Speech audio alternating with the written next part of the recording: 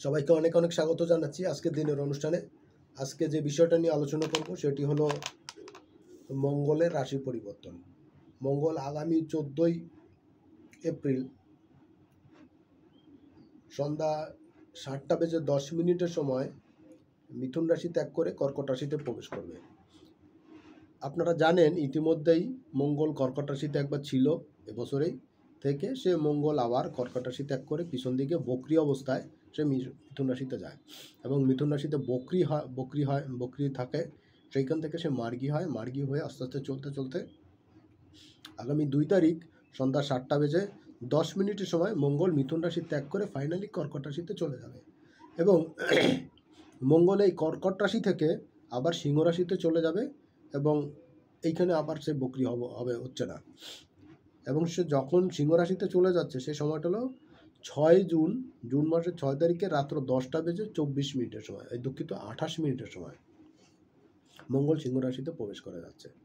আজকের আলোচনায় আমি সার্বিক পরিস্থিতি নিয়ে আলোচনা করব, মঙ্গলের এই অবস্থান নিয়ে এবং মঙ্গল রাশি পরিবর্তন করা নিয়ে 12টা রাশির উপরে কী ফল দিতে যাচ্ছে সেটা নিয়ে আলোচনা করব। তাহলে চলুন কথা না বাড়িয়ে মূল আলোচনায় প্রবেশ করা যাক। আর তার আগে একটা ছোট্ট রিকোয়েস্ট করতে চাই, যারা আজকের দিনে প্রথম দেখছেন বা চ্যানেলটা এখনও সাবস্ক্রাইব করেন না অবশ্যই করবেন, আর সঙ্গে সঙ্গে প্রচুর শেয়ার করবেন, কারণ মঙ্গলের এই গোচরটা খুব গুরুত্বপূর্ণ হচ্ছে। এবং আপনারা ইতিমধ্যেই জানেন যে একটা সূর্যগ্রহণ হয়ে গিয়েছে, তার আগে চন্দ্রগ্রহণ ছিল, শনিও রাশি পরিবর্তন করে মীন রাশিতে চলে যাচ্ছে এবং অনেকগুলো পরবর্তী ঘটনাগুলো খুব ক্লোজে এবং সিরিয়ালি হয়ে যাচ্ছে, যার কারণে সব অনুষ্ঠানগুলো হয়তো পিস করে আপলোড হতে পারে। তো আপনারা আপনাদের বিবেচনা মতন সেগুলো দেখে নেবেন বা বুঝে নেওয়ার চেষ্টা করবেন। তাহলে চলুন কথা না বাড়িয়ে মূল অনুষ্ঠানে প্রবেশ করা যাক। যেই দিনকে মঙ্গল গোচর করছে 2 তারিখ এপ্রিল মাসের 2 তারিখে মঙ্গল সন্ধ্যা 7:10 সময় যখন কর্কট রাশি ত্যাগ করে সে কর্কট রাশিতে প্রবেশ করছে এবং মোটামুটিভাবে 2 মাসের একটু বেশি সময়, 2 মাস 4 দিনের মতন সময় সে এইখানে সে থাকছে কর্কট রাশিতে। মোটামুটিভাবে 64 দিনের একটা গোচর হচ্ছে মঙ্গলের। এই গোচরে কী ফল দিতে যাচ্ছে দেখুন। গোচরটা যখন হচ্ছে তখনকার গ্রহ অবস্থানটা এরকম, লগ্ন থাকছে তুলায়, দ্বিতীয় তৃতীয় চতুর্থ ঘরে প্লুটো থাকছে, দ্বিতীয় তৃতীয় ফাঁকা, লগ্ন ফাঁকা থাকছে, লগ্নে মঙ্গলের দৃষ্টি পড়বে, পঞ্চম ঘর ফাঁকা, কারণ এই ঘরের মালিক শনি সে ষষ্ঠে চলে গেছে মীন রাশিতে। সেইখানে বুধ এবং শুক্র বক্রি অবস্থায় থাকবে এবং বুধ যথাক্রমে 7 তারিখে এবং শুক্র 13 তারিখে মার্গী হয়ে যাবে মীন রাশিতে, সেই ভিডিও আলোচনা করব। রবি থাকছে এখানে এবং সঙ্গে রাহুর অবস্থান হচ্ছে, আর বেসিক্যালি এখানে লম্বা সময় ধরে নেপচুনেরও একটা অবস্থান থাকছে। সপ্তম ঘর মেষ রাশি ফাঁকা, অষ্টম ঘরে থাকছে বৃষ রাশিতে বৃহস্পতি এবং চন্দ্র থাকছে রোহিণী নক্ষত্রে 16 ডিগ্রি 2 মিনিটে এবং ইউরেনাসের অবস্থান হচ্ছে। আপনারা জানেন আগামী 15ই মে বৃহস্পতিও এই রাশি ত্যাগ করে মিথুন রাশিতে চলে যাবে। মিথুন রাশি ফাঁকা থাকছে, নবম ঘর দশম ঘরে কর্কটে মঙ্গল, একাদশ ঘর ফাঁকা এবং দ্বাদশ ঘরে কেতু থাকছে। কেতু এবং রাহু তারা আগামী মে মাসের 29 তারিখে রাশি পরিবর্তন করছে। অনেকগুলো ঘটনা এবছর ঘটবে এবং আগামী জুন মাস পর্যন্ত ঘটতে থাকবে, সেই পর্যন্ত সঙ্গে থাকবেন এবং প্রচুর শেয়ার করবেন এবং অনুষ্ঠানগুলো দেখবেন। রাহু থাকছে 3 ডিগ্রি 13 মিনিটে মীন রাশিতে, শনি থাকছে মাত্র প্রবেশ করে 33 মিনিটে 0 ডিগ্রিতে, রবি থাকবে 18:55 মানে 19 ডিগ্রিতে, বৃহস্পতি 22:06 মিথুন রাশিতে, বুধ 3:49 37 মিনিটে বক্রি অবস্থায় থাকছে মীন রাশিতে এবং শুক্র থাকছে 2 মিনিট 43 মিনিটে বক্রি অবস্থায় মীন রাশিতে। আর চন্দ্রের অবস্থান তো বলে দিলাম, সে রোহিণী নক্ষত্রে থাকছে বৃষ রাশিতে 16 ডিগ্রি 2 মিনিটে। এই যখন অবস্থান তখন আপনার আমার ক্ষেত্রে কী ধরনের ফল দিতে যাচ্ছে দেখুন। 2-3টা বিষয় কিন্তু পার্টিকুলার খুব কমন হচ্ছে। কি হচ্ছে যে শনির এইখানে একটা ট্রানজিট হওয়া দরকার ছিল, শনি সেই ট্রানজিটটা করে ফেলছে। বৃহস্পতিরও হবে, সেটাও দেখতে পাবেন। কিন্তু মঙ্গল যখন কর্কটে ঘুরছে জলের ঘরে, দেখুন আমি আগেই বলেছিলাম এই মঙ্গলের অধিষ্ঠিত দেবতা গ্রিক মিথ অনুসারে বা রোমান মিথ অনুসারে হারকিউলিস, এবং তিনি কিন্তু সেই মানব শরীরে ভগবান জিউসের সন্তান, কারণ তার মা মানুষ ছিল, তার শরীরটা ছিল মানুষের, কিন্তু আত্মাটা, সোলটা ছিল ভগবানের, জিউসের। তো শরীরটা কিন্তু নশ্বর, এটা মৃত, কিন্তু আত্মাটা অমর ছিল, কারণ এই শরীরের মধ্যে আত্মাটা ছিল, সেইখানে শরীর আত্মা দুটোই কিন্তু অমর ছিল। এইখানে একটা ছোট গল্প বলতে চাই যে এই হারকুলিসকে যুদ্ধ দেবতা মানা হয়, এবং তিনি অনেকগুলো যুদ্ধ, কারণ তার সৎমা হেরা, যিনি স্বর্গের রানী ছিলেন, জিউসের ওয়াইফ, এবং প্রসঙ্গত তিনি ভগবান জিউসের বোনও ছিলেন। আর তিনি তার অন্য কোনো এনিমিকে, অর্থাৎ তার সতীনকে তিনি মেনে নিতে পারতেন না। এই কারণে তিনি জিউসের সন্তান হারকুলিসকে মেনে নিতে পারেন না। এই জন্য তাকে যে মানুষ ছিল সে স্বর্গের দেবতা হবে, সেটা সে কখনোই মেনে নিতে পারেনি। এই কারণে সে অনেকগুলো পরীক্ষার মধ্যে ফেলে। তার মধ্যে আপনারা হারকিউলিসের কাহিনী সিরিয়ালও হয়েছে, অনেক দেখেছেন। তো সেইখানে হারকিউলিসকে কিন্তু অনেকগুলো যুদ্ধ অবতীর্ণ করতে, এর মধ্যে একটা বীরত্ব যুদ্ধ হলো অলিম্পাসে একটা যুদ্ধ হয়, সমুদ্রের জলের দানব ছিল টাইফান, তার সঙ্গে যুদ্ধ অবতীর্ণ করতে হয়, এবং সেই যুদ্ধ তার অনেকগুলো মাথা থাকে, 3 মাথা, এবং সেটা কাটে এবং সেখান থেকে রক্ত বেরোয় আর নতুন মাথা পাওয়া যায়। অবস্থা সারাদিন চলতে চলতে রাত্র হয়ে যায়। তখন হারকিউলিস মশাল জ্বালায়, এবং তখন কি করে, একটা করে মাথা কাটে আর সেখানে আগুন দিয়ে পোড়ায় দেয়, যার কারণে নতুন মাথা সেখানে বেরোতে পারে। এই একটা চলতে চলতে একটা সময় এমন হয় যে সে জলের দানবটা সে মারা পড়বে, এমন একটা অবস্থা। তখন কি করে, সমুদ্রের পাশে ছোট্ট একটা কাঁকড়া, লাল কাঁকড়াকে সে ছেড়ে দেয় হেররা, যেন হারকিউলিসকে সে ঝামেলা পাকায়, যেন সেই জলের দানবটা সে রক্ষা পায় এবং সে যুদ্ধ না জিততে পারে। সেই কাঁকড়াটা কি করে, জানে সে মারা পড়বে, হারকিউলিসের ওই সমস্ত শরীরের কাছে সে কিছুই না, পার তলে পড়ে মারা পড়ে, তারপরে সে অতি সাহসের সঙ্গে, দুঃসাহসিকতার সঙ্গে সে ঝাঁপিয়ে পড়ে, এবং কি করে, হারকিউলিসের পায়ে গিয়ে পায়ের গোড়ালিতে একটা কামড় দেয়। দিলে কি হয়, তার মধ্যে হারকিউলিস যখন টের পায় যে তার পায়ে কিছু তো একটা কামড় দিল, তার দাঁড়াগুলো শক্ত দাঁড়া দিয়ে কামড় দেয়, তখন সে ওটা দেখে এবং পায়ের তলে পিষ্ট করে সে কাঁকড়াটা মেরে ফেলে, এবং তারপরে সে সেই জলের দানব টাইফুনটাকেও মেরে ফেলে। এই ঘটনা ভগবান জিউস দেখতে পান, এবং তিনি কি করেন, সেই কাঁকড়াটার এই দুঃসাহসিকতা, মানে অপার আনুগত্য, তার অধিষ্ঠিত দেবী যে হেররা তাকে পাঠায়, তার প্রতি তার আনুগত্য এবং তার দুঃসাহসিকতা, শুধু সাহস না, দুঃসাহসিকতা, সে জানে যে মৃত্যু অবধারিত, তারপরে সে ঝাঁপায় পড়ে এবং সে তার সেই কাজটা করতে চায়, করে ফেলে। তো গিয়ে সে ঝাঁপাই পড়ে, এবং এই ঘটনা থেকে সে স্বীকৃতিস্বরূপ 12টা রাশির মধ্যে আকাশে সে স্থাপন করে, এবং কর্কট রাশিকে সেখানে স্থাপন করা হয়। জলের ঘর, এই কর্কটের ঘরে মঙ্গল কিন্তু কমফোর্ট না, কারণ এই ঘরটা জলের, আর মঙ্গল হলো অগ্নিকারক। দেখুন, কারকতার দিক থেকে মঙ্গলের কারকতা জলের সম্পূর্ণ বিপরীত, আগুন। জলটা কি হয়, আগুনের শত্রুকে জল, আর জলের শত্রুকে আগুন। দেখুন, আগুনের মধ্যে যখন জল দেয় তখন কিন্তু আগুনটা নেভে যায়, আবার আগুনের তাপ, সূর্যের তাপ জলটাকে কিন্তু বাষ্পীভূত করে দেয় এবং তাকে উড়িয়ে ফেলে, তাকে শুকায় দেয়। এজন্য জল এবং আগুন দুজন কিন্তু এন্টি। এই চন্দ্রের ঘরে, ইমোশনের ঘরে, এই প্র্যাকটিক্যাল সেনাপতি মঙ্গল সে যখন প্রবেশ করছে, তখন কিন্তু সে খুব এনজাইটির মধ্যে থাকে, এবং সে চেষ্টা করে কুইক ফাস্ট এইখান থেকে সে বের হয়ে যেতে। তো দেখুন, এইটা কিন্তু মঙ্গলের জন্য একটা টাফ সিচুয়েশান, কারণ মঙ্গল এখানে থাকছে একটা লম্বা সময়। নর্মালি স্বাভাবিকভাবে মঙ্গলের গতি হলো 1 মাসে 30 ডিগ্রি সে কমপ্লিট করে 45 দিনে। এই 30 ডিগ্রির পথটাকে কমপ্লিট করতে তার সময় লাগে 45 দিন। এইখানে কিন্তু সে থাকছে কত, 64 দিন, মানে 1.5 গুণেরও কিছু বেশি সময়। তো যেটা মঙ্গলের জন্য মানে ভালো জায়গা না, যে সেফটি সিকিউরিটি জায়গা না, তার ডিস্টার্বের জায়গা, এইবার তাকে থাকতে হচ্ছে আরও বেশি সময়। দ্যাট মিনস মঙ্গলের জন্য একটা ধরনের পানিশমেন্ট আর কি।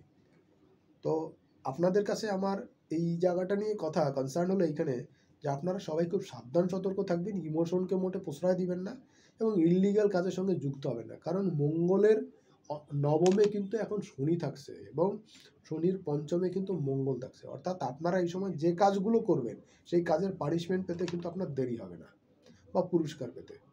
তো মঙ্গল কিন্তু দুঃসাহসিকতার সঙ্গে জুড়বে, মানে গায়ে মানে না আপনি মরল একটা ব্যাপার থাকে না, সেই জিনিসটা কিন্তু মঙ্গল এখানে দেখাতে চাইবে। ঢাল নাই তরোয়াল নাই নিধিরাম সর্দার, বাংলা একটা প্রচলিত প্রবাদ আমরা বলি যে মঙ্গলের অবস্থা কিন্তু তাই, ঢাল নাই, তরোয়াল নাই, নিধিরাম সর্দার। তিনি সর্দার কিন্তু তার দাঁড় লাগার কিছু, তিনি যুদ্ধের সেনাপতি কিন্তু তার কিছু নাই। অর্থাৎ এই মঙ্গল কিন্তু কমজোরি মঙ্গল, তার কিন্তু অ্যাক্টিভিটিস কিন্তু কম। তো এই সময় দেখবেন তুলনামূলক কম ক্ষমতা সম্পন্ন মানুষ অনেক বেশি বড় বড় কথা বলবে এবং অনেক বেশি ক্ষমতা দেখাতে চাইবে, এবং এই ক্ষমতা দেখানোর জন্য কিন্তু অনেক বেশি পানিশমেন্টের মধ্যে পড়ে যাবে।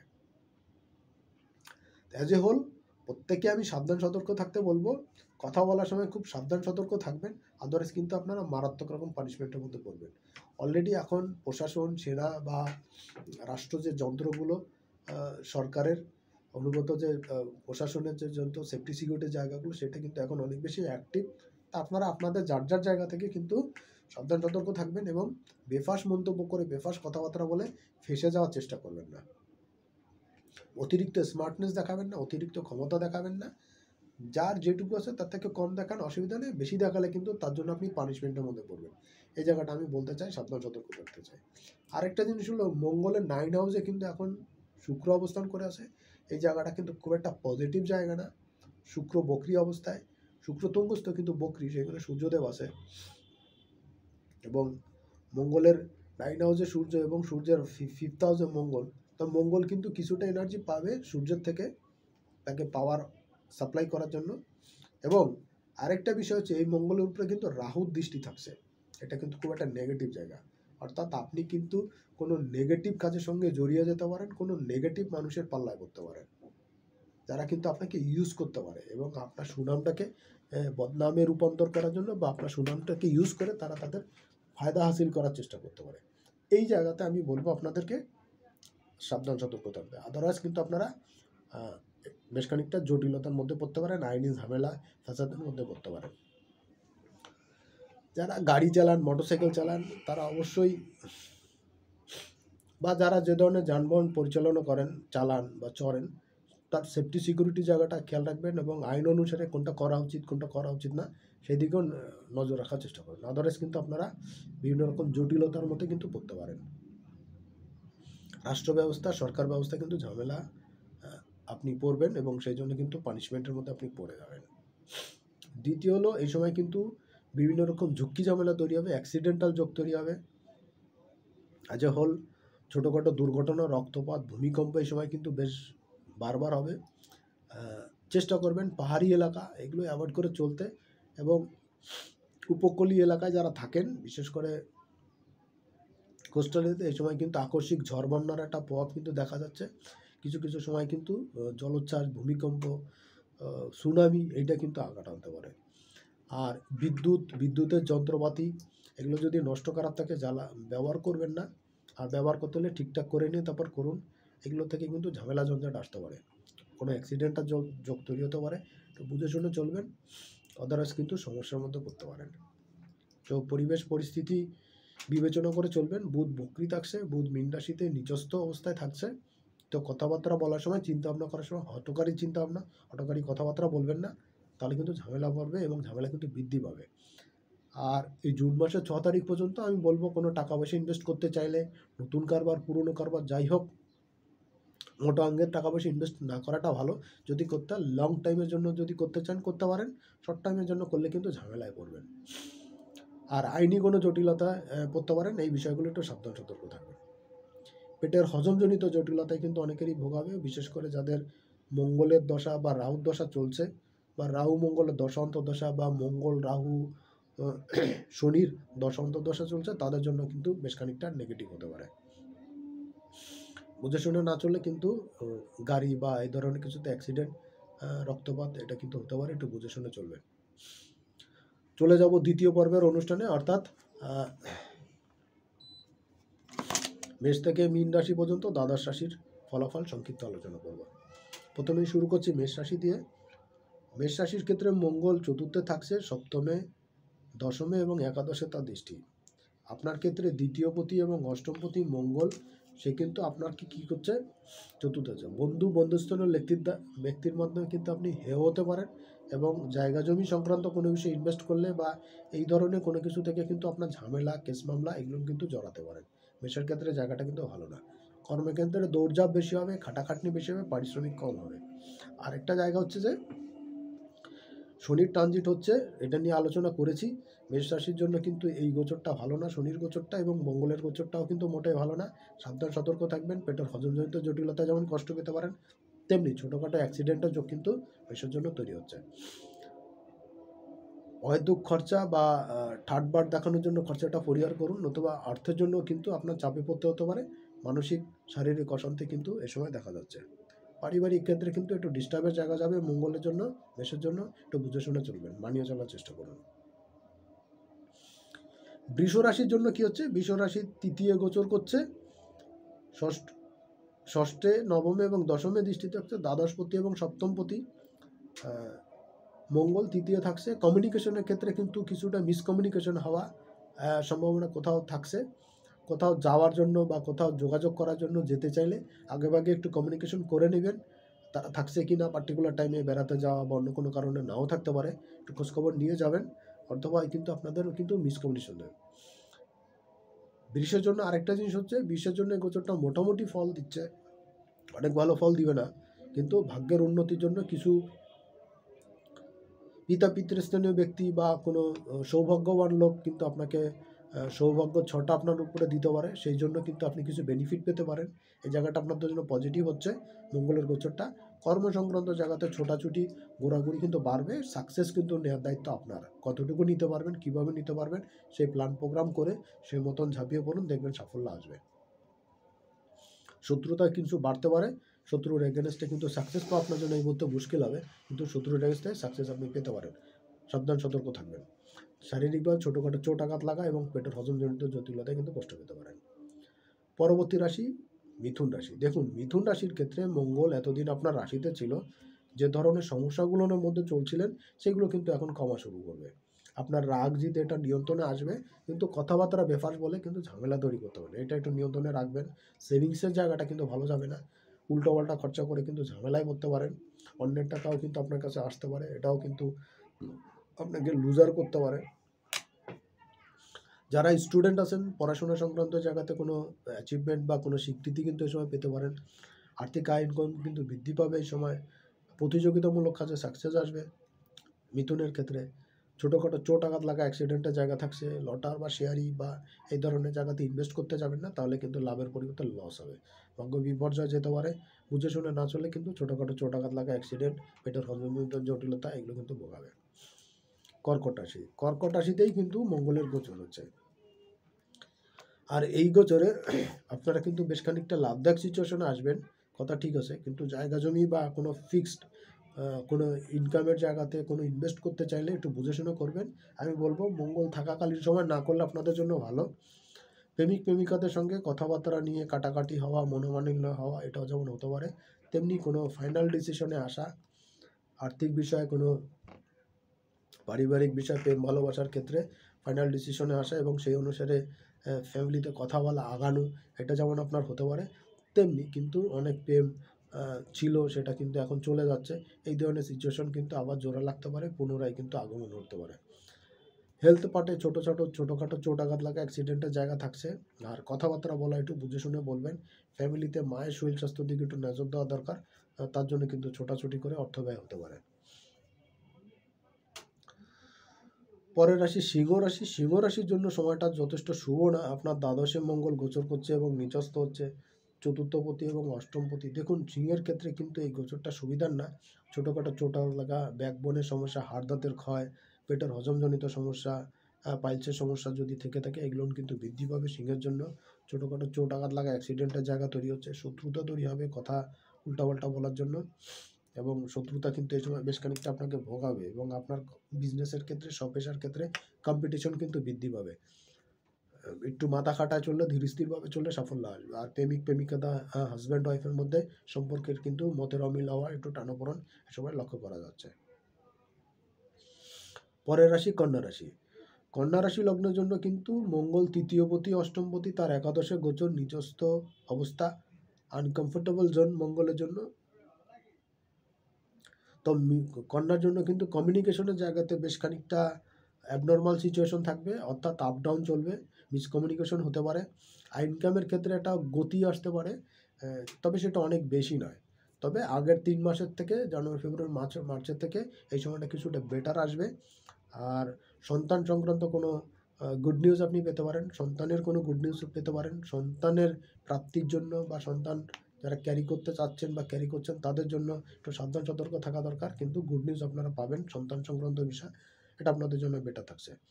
দ্বিতীয় জায়গা হচ্ছে যে আয় ইনকামের জায়গাতে কিন্তু কিছুটা গ্রোথ আসবে এই সময়, আর কনফিডেন্ট লেভেল কিন্তু অনেক বৃদ্ধি পেতে পারে কন্যার জন্য, এটা আপনাদের জন্য কিন্তু নেগেটিভ কিছু ফল প্রদান করতে পারে। বুঝে শুনে চলবেন, সাবধানে চলবেন, আর কথাবার্তা বলা একটু বুঝে শুনে চলবেন। অতিরিক্ত কথা বলার জন্য কিন্তু আপনারা ফেঁসে যেতে পারেন। শত্রুতা দমন হবে, শত্রুর এগেইনস্টে সাকসেসও পাবেন। চলে যাচ্ছি পরবর্তী রাশি লগ্ন তুলায়। তুলার জন্য কিন্তু দশমে মঙ্গলের গোচর, নিচস্থ গোচর, সপ্তমপতি দ্বিতীয়পতি, এই মঙ্গল তার দশমে গোচর হচ্ছে, দশমে গোচর হচ্ছে এই গোচরে তুলার জন্য কিন্তু কর্ম সংক্রান্ত জায়গাতে গ্রোথ বেশি হবে, কাজের চাপ বাড়বে, কিন্তু সাকসেস কম আসবে। কাজ শেষ করেও কিন্তু শেষ করাটা মুশকিল হবে, প্রচুর এফোর্ট দিবেন কিন্তু কাজগুলো ঠিক টাইমলি শেষ করাটা আপনার জন্য মুশকিল হবে তুলার জন্য। মায়ের শরীর স্বাস্থ্য কিন্তু একটু টেনশনের জায়গা থাকছে, জমি জমা সংক্রান্ত সম্পত্তি সংক্রান্ত বিষয় নিয়ে কিন্তু একটু চাপ বাড়বে, একটু টেনশন বাড়বে, এটা একটু নেগেটিভিটি থাকছে। আয় ইনকামের ক্ষেত্রে কিছুটা গুরুত্ব বাড়বে, কিছুটা পজিটিভিটি বৃদ্ধি পাবে তুলার জন্য। সন্তানের কোনো ছোটোখাটো দুর্ঘটনা, পেটের হজমজনিত জটিলতা, এটা কিন্তু আসতে পারে। আর আপনারা যারা স্টুডেন্ট আছেন বা যারা পড়াশোনা করছেন বা চিন্তা ভাবনা করছেন, সেই সমস্ত জায়গাতে সাকসেস কিন্তু আপনারা পেতে পারেন। কোনো গুড নিউজ কিন্তু সন্তানের এবং আপনার পড়াশোনা সংক্রান্ত জায়গায় আসতে পারে, সন্তানের কোনো গুড নিউজ কিন্তু আসতে পারে, সন্তান সংক্রান্ত কোনো গুড নিউজ কিন্তু আপনারা পেতে পারেন। পরবর্তী রাশি লগ্ন হলো বৃশ্চিক। বৃশ্চিকের ক্ষেত্রে মঙ্গল লগ্নাধিপতি এবং ষষ্ঠপতি নবমে গোচর। বৃশ্চিকের জন্য এই গোচরটা খুব গুরুত্বপূর্ণ, কারণ মঙ্গল নিচস্থ হচ্ছে ভাগ্যস্থানে, যেটা আপনাদের জন্য কিন্তু একটু টাফ সিচুয়েশন। ভাগ্য বিপর্যয় যাওয়া, পিতাস্তনীয় ব্যক্তির শরীর স্বাস্থ্য খারাপ হওয়া, মেডিকেলে দৌড়দৌড়ি করা, ভাগ্য বিপর্যয়ের সম্ভাবনা, শত্রুতা বৃদ্ধি, অনাকাঙ্ক্ষিত ব্যয় বৃদ্ধি, এবং কিছু ব্যয়ের কিন্তু রিটার্ন বা ফিডব্যাক আপনি পাবেন না, এমন কিছু ব্যয় হতে পারে। আর ছোটোখাটো দুর্ঘটনা, অ্যাক্সিডেন্টও কিন্তু হতে পারে। পাইলসের সমস্যা যাদের আছে এটা কিন্তু বৃদ্ধি পেতে পারে। রিচ ফুড, জাঙ্ক ফুড এই সময় কম খাবেন, প্রেশারটাকে নিয়ন্ত্রণে রাখার চেষ্টা করবেন, আর কথা কম কাজ বেশি করবেন, তাহলে আপনার জন্য ভালো হবে।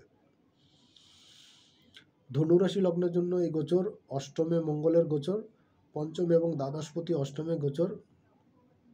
ধনুর জন্য কিন্তু এই গোচরটা অনেক বেশি পজিটিভ হচ্ছে না, কোনো রাশির জন্যই পজিটিভ না, কিন্তু ধনুর জন্য কিন্তু বেশ খানিকটা নেগেটিভ হচ্ছে। অষ্টমে মঙ্গলের গোচর, ছোটোখাটো চোট দুর্ঘটনার যোগ কিন্তু দেখাচ্ছে, গাড়ি বা এই ধরনের সংক্রান্ত বিদ্যুৎ, আগুন, ইলেকট্রিকের যন্ত্রপাতির দুর্ঘটনার যোগটা কিন্তু দেখাচ্ছে। অর্থ সংক্রান্ত বিষয়ে কিন্তু মিসকমিউনিকেশন হওয়া, ভুল জায়গায় ইনভেস্ট করে কিন্তু অর্থ ফেরত না পাওয়া, রিটার্ন না আসা, এটা কিন্তু আসতে পারে। কর্মক্ষেত্রে কাজের চাপ, লোড বৃদ্ধি পাওয়া, আর্থিক ক্ষেত্রে সেভিংসের জায়গাটা কিন্তু তত ভালো না হওয়া, সেভিংসটা কিন্তু এই সময় নষ্ট হতে পারে ধনুর ক্ষেত্রে। আলটিমেটলি শনির গোচরটাও ভালো না, আগামী 2.5 বছর কিন্তু বেশ ডিস্টার্বেন্স যাচ্ছে শনির জন্য, এই জায়গাটা বেশ খানিকটা নেগেটিভ হচ্ছে। আর মঙ্গলের গোচরটাও কিন্তু সুবিধা না, পেটের হজমজনিত জটিলতা, জল জাতীয় খাবারের ক্ষেত্রে জটিলতা, কোনো সমস্যা আসতে পারে, শত্রুতা বৃদ্ধি বা ছোটোখাটো চোট আঘাত লাগা, ধনুর জন্য কিন্তু এই গোচর মোটেই সুবিধার না। সন্তান সংক্রান্ত কোনো বিষয়ে কিন্তু কোনো নেগেটিভ খবর পাওয়া, সন্তানের কোনো ছোটোখাটো চোট, অ্যাক্সিডেন্ট, এটা কিন্তু এই সময় আপনারা পেতে পারেন। পরের রাশি হলো মকর রাশি। মকর রাশির ক্ষেত্রে সপ্তমে গোচর হচ্ছে মঙ্গলের, সপ্তমে নিচস্থ হচ্ছে, এবং মঙ্গল আপনার ক্ষেত্রে চতুর্থপতি একাদশপতি। তো চতুর্থ এবং একাদশের মালিক মঙ্গল সপ্তমে নিচস্থ হচ্ছে, বিবাহ দাম্পত্য জীবন, প্রেমিক প্রেমিকাদের সঙ্গে সে রিলেশনের ক্ষেত্রে ব্যাঘাত হওয়া, সম্পর্ক ছিন্ন হওয়া, এবং একই সঙ্গে কিন্তু শ্বশুরবাড়ির লোকদের সঙ্গে যারা বিবাহিত জীবনে আছেন তাদের কিন্তু একটা টানাপোড়েন চলা, এটা কিন্তু চলতে পারে, এটা কিন্তু পজিটিভ নয় আপনার জন্য। কর্ম সংক্রান্ত জায়গাতে কাজের চাপ, লোড বৃদ্ধি পাওয়া, নতুন করে কাজের দায়িত্ব আসা, এটা যেমন আসতে পারে, তেমনি মানি ফ্লো আসা, ক্যারিয়ারের বিল্ড আপ হওয়া, এটা কিন্তু বৃদ্ধি পেতে পারে। আর্থিক ইনকামের জায়গাতে কিছুটা পজিটিভিটি বৃদ্ধি পাওয়া মকর লগ্ন রাশির জন্য কিন্তু আসতে পারে। শ্বশুরবাড়ির লোকদের সঙ্গে মিসকমিউনিকেশন হওয়া, এটা কিন্তু হতে পারে। পরের লগ্ন রাশি হলো কুম্ভ লগ্ন। কুম্ভ রাশি, কুম্ভের ক্ষেত্রে তৃতীয় এবং দশমপতি সে ষষ্ঠে গোচর করছে নিজস্ব অবস্থায়। শত্রুতারা কিন্তু এই সময় বেশ খানিকটা ভোগাবে আপনাকে। শারীরিক জায়গাতে রোগ প্রতিরোধ ক্ষমতা কমা, ছোটোখাটো অ্যাক্সিডেন্ট দুর্ঘটনা এটা কিন্তু ঘটতে পারে। রিলেশনশিপের ক্ষেত্রে কিন্তু বেশ খানিকটা ব্রেকডাউন আসা, সম্বন্ধ কিন্তু খারাপ হওয়া, পিতৃস্থলীয় ব্যক্তির শরীর স্বাস্থ্য খারাপ হওয়া, কারো ক্ষেত্রে পিতার জন্য কিন্তু দৌড়ঝাঁপ, অর্থ ব্যয় উভয় কিন্তু হতে পারে। পিতার জন্য কিন্তু জায়গাটা ভালো না। পিতা, শ্বশুর বা বড় ভাই সম্বন্ধেও কারোর কিন্তু শরীর স্বাস্থ্যের ক্ষেত্রে কিন্তু টাকা পয়সা খরচা হওয়া বা এই ধরনের নেগেটিভিটি কিন্তু আপনাকে দেখাতে পারে। পরবর্তী জায়গা হলো মীন রাশি। দেখুন, মীন রাশি লগ্নের জন্য মঙ্গল দ্বিতীয়পতি এবং নবমপতি তার পঞ্চমে নিচস্থ গোচর। মীনের জন্য কিন্তু এই গোচরটা অনেক বেশি সুবিধার নয়, তবে কিছুটা নেগেটিভের মধ্যেও কিন্তু কিছুটা পজিটিভিটি পাবেন মীনের ক্ষেত্রে। সেটা হলো সোর্স অফ ইনকামের ক্ষেত্রে, এডুকেশনের ক্ষেত্রে কিন্তু যথেষ্ট পজিটিভিটি পেতে পারেন। আয় ইনকাম কিন্তু কিছুটা বৃদ্ধি পেতে পারে। সেভিংসের জায়গায় কিন্তু কিছুটা অগ্রসর হওয়ার একটা সুযোগ থাকছে। অনাকাঙ্ক্ষিত ব্যয় কিন্তু এই সময় কম হবে পজিটিভ ক্ষেত্রে। নেগেটিভ ক্ষেত্রে কিন্তু ছোটোখাটো চোট আঘাত লাগা, পেটের হজমজনিত জটিলতা আসা, মাথায় মাজায় চোট আঘাত লাগতে পারে। এ সময় কিন্তু প্রেমিকাদের সঙ্গে সম্পর্কর হানি হওয়া বা এই ধরনের কোনো বিষয় কিন্তু নেগেটিভ কোনো ঘটনা আপনার সঙ্গে কিন্তু এই সময় ঘটতে পারে। তো মঙ্গলের এই গোচর কোনো রাশির জন্যই কিন্তু ততটা সুবিধার নয়।